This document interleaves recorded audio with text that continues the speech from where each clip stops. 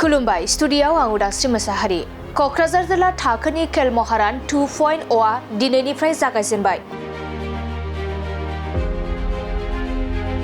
VCDC एबा गाव पन्चायत थाखो आरो विधानसभा बियाब थाखोनि खेल महारान 2.0 नि बादायलायनाया जोबखांनायनि उनाव जिल्लानि सिङाव थानाय बियाबफोराव खेल महारान 2.0आ दिनैनिफ्राय जागायबाय।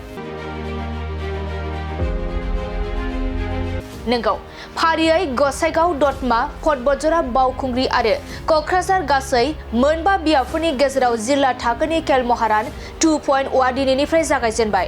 एथलेटिक्स काबादि भलिबल फुटबल चेस साइक्लिं बायदि आयदाफोरनि सायाव 5 आरो 6 फेब्रुवारि सानैनि हाबाफारिजों क'क्राझार सोहोराव थानाय क'क्राझार जिल्ला गेलेमु गौथुमनि गेलेग्रा फोथाराव खेल महारान 2.0 खौ दिनै बेखेवबाय आरो बे खेल महारान 2.0 खौ BTC गेलेमु बिफाननि मावफुं सोद्रोमा दावबायसा बर'आ बेखेवनानै होयो। बे बेखेवनाय हाबाफारियावनो क'क्राझार जिल्लानि जिल्ला बेंगिरि मासान्दा एम पार्टिन, क'क्राझार गभर्नमेन्ट कलेजनि गोरायुं डक्टर दिमासा दैब्रां मोसाहारि आरो गेलेमु बिफाननि गुबुन गुबुन बिबाननि मावख'गिरिफोरजों लोगोसे गुबुन गुबुन फरायसालिफोरनि फोरोंगिरि फरायसाफोरा बाहागो लायो। जोबोद गोजोननाय मोनदों। आङो बिटिआरनि सासे गेलेमु बिफाननि मावफुं सोद्रोमा लोगोसे आसाम फुटबल एस'सिएशननिबो आङो लेङाइ आफादगिरि आरो आसाम फुटबल एस'सिएशननि प्लेयार सेलेक्शननिबो आङो चेयारमेन।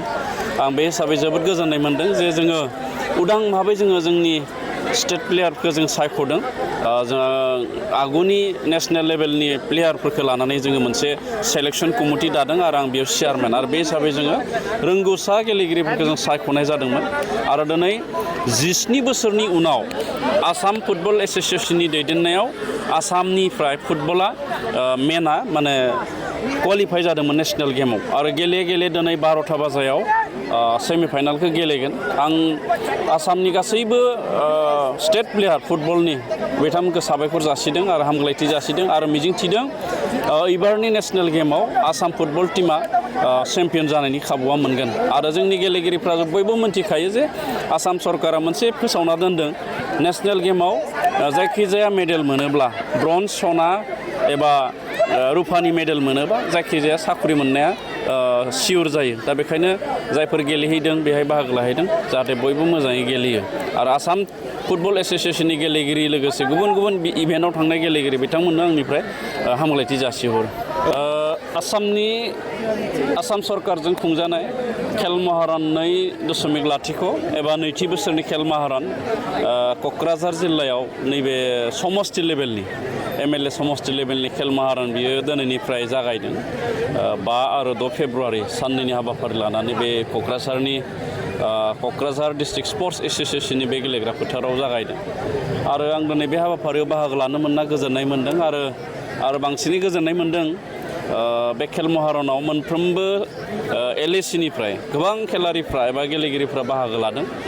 बिनि ओंथिया बेनो जे बे खेल महाराननि जि अर्गानाइज खालामनाय एबा खुंनाय बेयो खोब मोजां जादों। मानो होनना बुङोब्ला VCDC लेभेलनिफ्राय जागायनानै LAC लेभेलाव जायो आरो बिनि उनाव जिल्ला लेभेल आरो बिनि उनाव जन आरो बिनि उनाव स्टेट लेभेल बे खेल महाराननि खुंनायनि खान्थिया बे। दा बेखायनो क'क्राझारनि नैबे LAC लेभेलनि गोबां खेलारिफ्रा बाहागो लानायनि नुथाया बेखौनो फोरमायदों जे जोंनि गेलेगिरिफ्रा बे खेल महारानाव गोसो होनानै बाहागो लादों आरो मोजाङै अर्गानाइज खालामनाय जादों आरो बे खेल महाराननि गेजेरजों आसामाव गेलेनायनि मोनसे थासारि गेलेनायनि मोनसे जांख्रिखांनाय बेखौ लाबोनो हादों आरो बिनि थाखाय आङो बिटिआरनि जानानै आसामनि गिबि मन्त्रि डक्टर हिमन्त बिश्व शर्मा बिथां आरो गेलेमु बिफाननि आसामनि मन्त्रि नन्दिता गारलसा बिथांमोनखौ आङो साबायखर जासियो आरो बिथांमोननि दैदेननायावनो दायो LAC लेभेलाव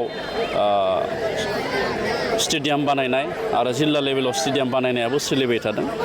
एखे खान्थिजोंनो जोंबो बिटिआराव जोंनि बिटिआरनि गाहाय खुंगिरि मुस्रि प्रमद बर' बिथांनि दैदेननायाव गेलेमु बिफानखौ जोंबो मोजाङै जौगासार होनो थाखाय आरो गेवलांसार होनो थाखाय जोंबो नाजानाय जादों।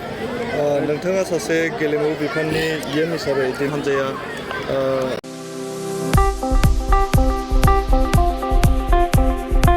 गोजोनथाव खौरां क'क्राझार सहरनि खोदोमथलायाव थानाय physiotherapy clinic and rehabilitation सेन्टारा struck बेरामजों भुगिनांनाय सुबुंफोरनि थाखाय मोनसे गोजोनथाव खौरां लाना फैदों।